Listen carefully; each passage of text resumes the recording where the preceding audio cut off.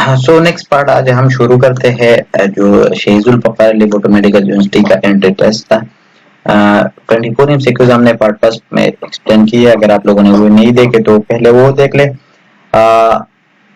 इस पार्ट में हम जो है इंशाल्लाह 50 तक इसको एक्सप्लेन करेंगे, साथ साथ में टिप्स एंड ट्रिक्स भी दूंगा। एमसीक्यू नंबर 25 है कि he said that I need some money, choose the correct option.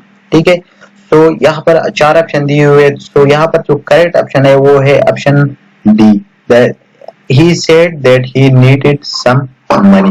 ठीक हो गया। एमसीक्यू नंबर 26 है कि correct sentence, he got up and run to the door. ठीक है, यहाँ पर करेक्ट ऑप्शन है कि he got up and run to the door, option number D. 25 and 26 में दोनों में ऑप्शन डी आता है। ठीक हो गया। इस दो एमसीक्यूज के साथ ये बात जरूरी है कि आप लोगों को सारे टेंसेस जितने भी है 12 टेंसेस और उसके डायरेक्ट इनडायरेक्ट और एक्टिव पैसिव ये आना चाहिए। ठीक है, तो साथ साथ में आप जो इंग्लिश के हवाले से है ये देखा करें। ठीक है, टेंसेस को जरूर देखें। Dash earth move around dash the sun, यहाँ पर कौन से आर्टिकल यूज होंगे? ऑप्शन नंबर ए में दिए हुए कि the, a, an, the, C में है दोनों द है, एन, डी में है एन एंड ए। ठीक है, यहाँ पर आप लोगों को पता होना चाहिए कि डेफिनेट आर्टिकल कौन से होते हैं और इनडेफिनेट आर्टिकल कौन से होते हैं। डेफिनेट आर्टिकल हमारे साथ द होता है, ठीक है, THE, और इनडेफिनेट हमारे साथ ए और एन होता है, ये इनडेफिनेट आर्टिकल है। ठीक है, इसका अलग अलग यूजेज होता है, कहाँ कहाँ पर यूज करना है, एन कहाँ पर यूज होता है, ए कहाँ पर यूज होता है, द कहाँ पर। लेकिन द जो है ना वो हमेशा वो चीज में यूज होता है जब वो रीडर को पता होता है, जो रीड करता है उसको पता होता है उन चीज के हवाले से, या जो स्पेसिफिक चीज होता है तो उसके स्टार्ट में हम क्या यूज करते हैं, द यूज करते हैं। तो यहाँ पर जो दोनों ऑप्शन दोनों जो डैशेस है उसमें द आते हैं। ठीक है, option C is correct, the earth move around the sun. ठीक हो गया। 27 में option C is correct one. MCQ number 28 है कि there was not much unity dash the council member. ठीक है, यहाँ पर जो हमारे साथ जो करेक्ट ऑप्शन है वो का एमंग है। आप लोगों को ये पता होना है कि बिटवीन जब हम यूज करते हैं वो हम दो चीजों के बीच में यूज करते हैं। जब हम दो चीजों के दरमियान में कंपैरिजन करते हैं या दो चीजों के दरमियान में बात करते हैं तो हम बिटवीन यूज करते हैं। लेकिन जब ज्यादा दो से ज्यादा बंदे हो जाए जिसके दरमियान हम बात करते हैं तो हम कहते हैं कि एमंग। ठीक है, यहाँ पर काउंसिल मेंबर्स है, कोई मेंशन नहीं है, 2, 3 है, 4 है, 5 है, तो इसलिए हम यहाँ पर among यूज करते हैं कि there was not much unity among the council member, council के मेंबर्स में इतना जो है ना वो यूनिटी नहीं था। ठीक है, अच्छा, identify the underline past of, अच्छा यहाँ ये पास्ट नहीं ये पार्ट है। ठीक है, part of speech in the given sentence, where we have scored a goal. ठीक है, यहाँ पर जो वर्ड है ये कौन सा है, ये इंटरजेक्शन है, ऑप्शन सी। इसके साथ आप लोगों को एक और ट्रिक्स दूंगा कि आप लोगों ने सारे जितने भी पार्ट्स ऑफ स्पीच है वो आप लोगों को पता होना चाहिए कि नाउन क्या होता है, प्रोनाउन क्या होता है, वर्ब क्या होता है, एडवर्ब क्या होता है, कंजंक्शन, इंटरजेक्शन और प्रीपोजिशन, ये सारी चीजें आप लोगों को अच्छे से आना चाहिए। यहाँ पर जो हमारे साथ स्ट्रांग फीलिंग शो करते हैं उसको हम क्या कहते हैं, उसको हम इंटरजेक्शन कहते हैं। यहाँ पर हो रहा जो है ना ये साइन ऑफ एक्सक्लेमेशन है। ठीक है, और यहाँ पर हो रहा जो है ना ये इंटरजेक्शन है। ठीक हो गया, जो स्ट्रांग फीलिंग यूज एक्सप्रेस करते हैं। अच्छा, एमसीक्यू नंबर 30 है कि Aslam is born of book, correct correct option for the blank says. तो यहाँ पर ऑलरेडी मैंने बताया कि जो करेक्ट ऑप्शन है वो ऑप्शन ए है, यानी आप। Aslam is born of books, Aslam किताबों की शौकीन है। ठीक हो गया। एमसीक्यू नंबर 31 है कि sit down and be quiet, which type of sentence is. मैंने पहले वीडियो में ये बताया था कि जो सेंटेंस के टाइप्स है वो on the basis of structure and the basis of function, वो दोनों को आप लोगों को आना चाहिए। जो है simple, compound, complex and compound complex वो भी आना चाहिए, और ये जो टाइप्स मेंशन है इसके अलावा भी और टाइप्स है वो भी आप लोगों को आना चाहिए। तो ये कौन सा सेंटेंस है कि sit down and be quiet. ठीक है, तो यहाँ पर हमारे साथ जो करेक्ट ऑप्शन है वो है option B, affirmative sentence. Explanative जो है ना वो अफर्मेटिव सेंटेंस होते हैं जिसमें हम कोई कमांड देते हैं, कोई कमांड देते हैं, कोई करते हैं। ठीक है, तो यहाँ पर ये इसने कमांड दिया कि sit down and be quiet. ठीक हो गया।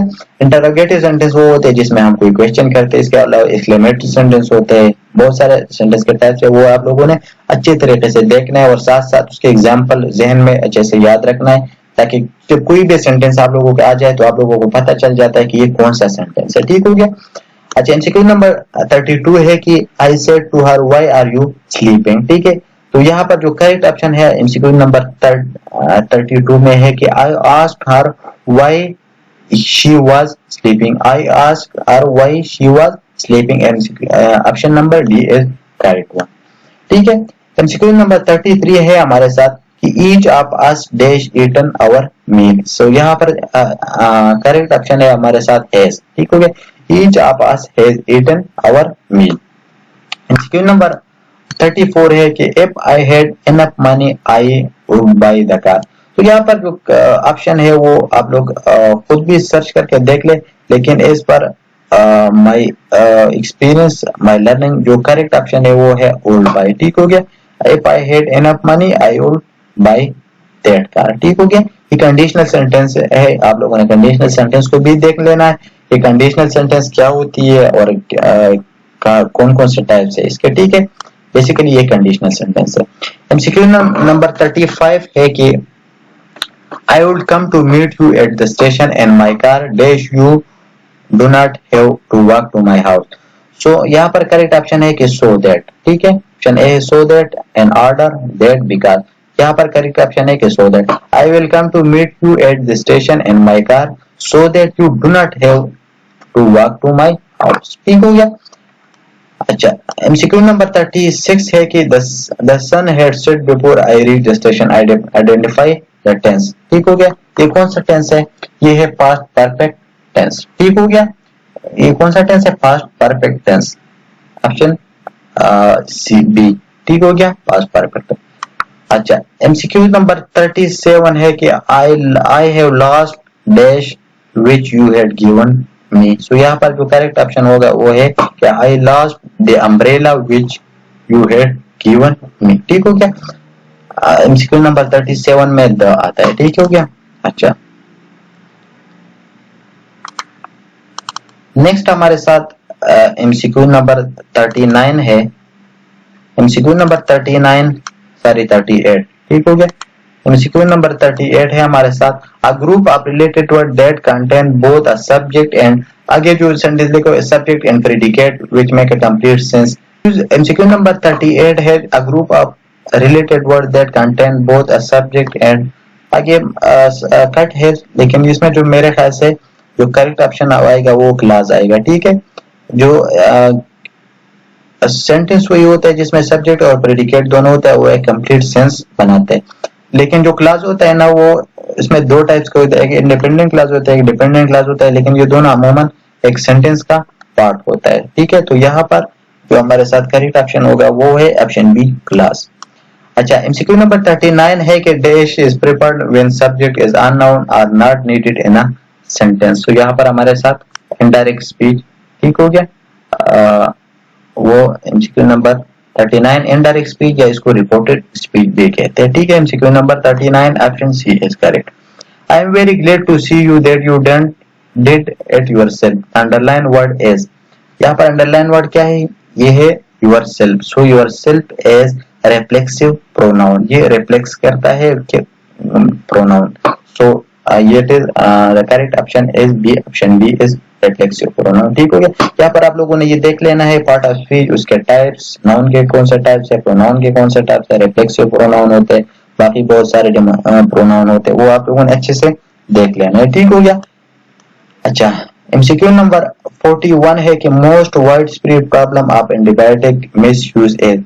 एंटीबायोटिक के मिसयूज की सबसे वाइड स्प्रेड प्रॉब्लम क्या है? रिपीट क्योर है, disturbance of metabolism, increase resistance and pathogen in immunity. तो यहाँ पर जो करेक्ट ऑप्शन है वो है option C, increase resistance and pathogen. Antibiotic का सबसे बड़ा मसला ये है कि लोग पूरा कोर्स करते नहीं है, और जब पूरा कोर्स नहीं करते तो जो एंटीबायोटिक है ना उसको बंदा रेजिस्टेंट, उसमें जो पैथोजन होता है, बैक्टीरिया होते हैं, वो अपने आप को मॉडिफाई करके जो एंटीबायोटिक होता है उसको रेजिस्टेंस शो करता है। ठीक है, मिसाल के तौर पर आपने एंटीबायोटिक का कोर्स पूरा नहीं लिया और एक बैक्टीरिया जो है ना वो फिर नेक्स्ट टाइम जब आप वो एंटीबायोटिक लेते हो तो वो एंटीबायोटिक उस बैक्टीरिया या उस पैथोजन पर असर नहीं करता, और इस तरीके से बंदा जो है ना मोस्ट एंटीबायोटिक को फिर रेजिस्टेंस शो करता है। ठीक हो गया। तो यहाँ पर करेक्ट ऑप्शन ऑप्शन सी। अच्छा, during unfavourable condition certain bacteria produce, ये आप लोगों ने पढ़ा होगा कि जब कंडीशन जो है ना अनफेवरेबल होता है तो बैक्टीरिया जो है ना वो एक खास फॉर्म में कन्वर्ट होता है, वो मतलब कई सालों तक वो उसी फॉर्म में रहता है, ठीक है। और फिर उसके जब फेवरेबल कंडीशन जो है ना मिलता है तो वो अपने आप को फिर डिवाइड करते हैं, तो उसको क्या कहते हैं, उसको वो क्या प्रोड्यूस करते हैं, वो स्पोर प्रोड्यूस करते हैं, ठीक है। वो स्पोर फॉर्म में अपने आप को जो है ना सेव रखता है, और जब कंडीशन फेवरेबल होता है तो वो फिर अपने आप को डिवाइड करना शुरू कर जाता है। एमसीक्यू नंबर 43 है कि bacteria having cluster of flagella at both end of cell are known as, ठीक है। यहाँ पर आप लोगों ने एफएससी के जो बैक्टीरिया का चैप्टर उसमें देखा कि उसमें ये सारे एक्सप्लेन किया कि बैक्टीरिया के जब एक साइड पर फ्लैजिला होता है तो उसका हम मोनोट्राइकस कहते हैं, जब बहुत साइड पर होता है तो उसको हम एम्फीट्राइकस कहते हैं, ठीक है। यहाँ पर जो करेक्ट ऑप्शन है एम्फीट्राइकस कहते हैं, जब पूरे पर होता है तो उसको हम पेरिट्राइकस कहते हैं। ये आप लोगों ने जो है ना अच्छे से देख लेना है। सो यहाँ पर करेक्ट ऑप्शन है कि ऑप्शन ए एम्फीट्राइकस। जब बैक्टीरिया के बोथ साइड पर फ्लैजिला होता है तो उसको हम क्या कहते हैं, एम्फीट्राइकस कहते हैं, ठीक है। एमसीक्यू नंबर 44 है कि which one of the following is not true about the structure of typical bacterium। typical bacterium के बारे में कौन सा जो है ना सेंटेंस वो ठीक नहीं। it has a cell wall, ये ठीक है, बैक्टीरिया के सेल वॉल होता है। it has a cytoplasm, ठीक है, इसमें साइटोप्लाज्म भी होता है। it has genetic material, bacteria में जेनेटिक मटेरियल भी होता है, ये भी करेक्ट है। genetic material is inside the membrane, ये गलत है क्योंकि जो बैक्टीरिया का जो जेनेटिक मटेरियल है वो मेम्ब्रेन के अंदर नहीं होते। सो ऑप्शन नंबर 44 में है ऑप्शन डी इज करेक्ट, ठीक हो गया। एमसीक्यू नंबर 45 है कि a bacterium which can respire in the presence and absence of oxygen both is called, उसको हम क्या के उस बैक्टीरिया को हम क्या कहते हैं जो एब्सेंस और प्रेजेंस ऑफ ऑक्सीजन दोनों में जो है ना वो लाइव होता है, वो रेस्पिरेशन करते हैं। तो अगर वो एक बैक्टीरिया सिर्फ और सिर्फ ऑक्सीजन में रेस्पिरेशन करते हैं तो उसको हम एरोबिक बैक्टीरिया कहते हैं। अगर कोई ऑक्सीजन के बगैर जो है ना वो रेस्पिरेशन कर सकते हैं तो उसको हम एनाएरोबिक कहते हैं। लेकिन अगर वो एब्सेंस और प्रेजेंस ऑक्सीजन दोनों में वो करते हैं तो उसको हम फैकल्टेटिव एनाएरोब्स कहते हैं, ठीक है। यहाँ पर करेक्ट ऑप्शन हमारे साथ है ऑप्शन सी। 45 में option C is correct option, ठीक हो गया। अच्छा, एमसीक्यू नंबर 46 है कि the spherical bacteria arrange in straight chain is known है। जब हमारे साथ स्फेरिकल बैक्टीरिया जो स्ट्रेट चेन में अरेंज हो जाए तो हम उसको क्या कहते हैं, हम उसको स्ट्रेप्टोकोकस कहते हैं। Option C is correct one, ठीक है। अच्छा, a single bacterium can produce how many new cell in 1 hour if it is in log phase। एक बैक्टीरिया एक घंटे में कितने अपने जो है न्यू सेल प्रोड्यूस करते हैं, ठीक है। 20 मिनट बैक्टीरिया डिवाइड होता है। मिसाल के तौर पर एक बैक्टीरिया है हमारे साथ, ठीक है, 20 मिनट बाद वो कितने बन जाते हैं, 2 बन जाते हैं। 40 मिनट बाद वो कितने बन जाते हैं, 4 बनेंगे। और 60 मिनट बाद यानी 1 आवर बाद वो कितने बनेंगे, वो 8 बनेंगे। सो यहाँ पर हमारे साथ 47 में करेक्ट ऑप्शन है सी 8, ठीक है। ये बात आप लोगों ने याद रखना है कि बैक्टीरिया एवरी 20 मिनट बाद जो है ना वो डिवाइड हो जाता है, ठीक है।